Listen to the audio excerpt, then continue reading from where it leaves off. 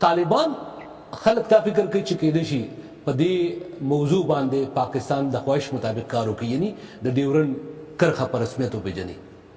تاسو فکر کوئ داسې به وشي؟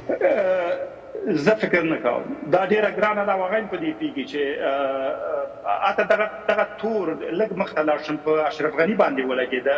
ځینې تاسو چې د اشرف غني سیاسي مخالفین وګورئ چې وایي د برټانیا د لوی درسیز لاړ په پټه اشرف غني په الوتکه کېنه والته د جنرال باجوا سره جرګه کوي چې په دا ډیورن باندې خبره وشي. ما البته تاسو اوس د افغانستان سوشل میډیا وګورئ، اشرف غني په دې تورنۍ چې ګواکې کمپټ تړونه لاسلیک کړی، ما دا پوښتنه لاغه نه وکړه، وایي هیڅ شی دغسې نشته. ما فقط غوښتل چې پاکستان سره د ګټو په حساب باندې دغه وکړم چې کومې ګټې چې تاسې غواړئ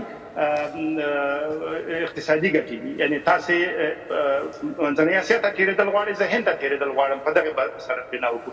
خو کله چې د طالب خبره راځي زه فکر کوم دا به د هغوی دپاره ډېره ګرانه وي. او یو مثال به وروستی درکړم چې کله د پامیر کې د واخان په وړه ټوکه باندې دا اوازې راغلې چې پاکستانیان دغلته نفوذ کوي او غواړي منځنۍ اسیا ته وځي. د طالبانو دفاع وزیر چې د ملا عمر زوی دی ملا یعقوب وویل چې واخان د وطن سر دی او تر څو پورې چې دا سرونه وي د واخان سر به ساتل کېږي. معنی دا ده چې دوی په دغه ملي نزاکتونو باندې پیږي او زه فکر نه کوم چې دوی د په معامله وکړي.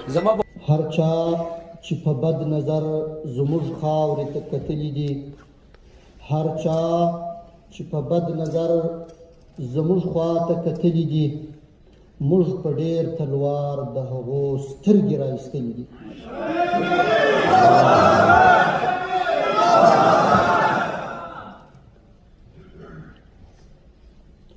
محترم حاضرین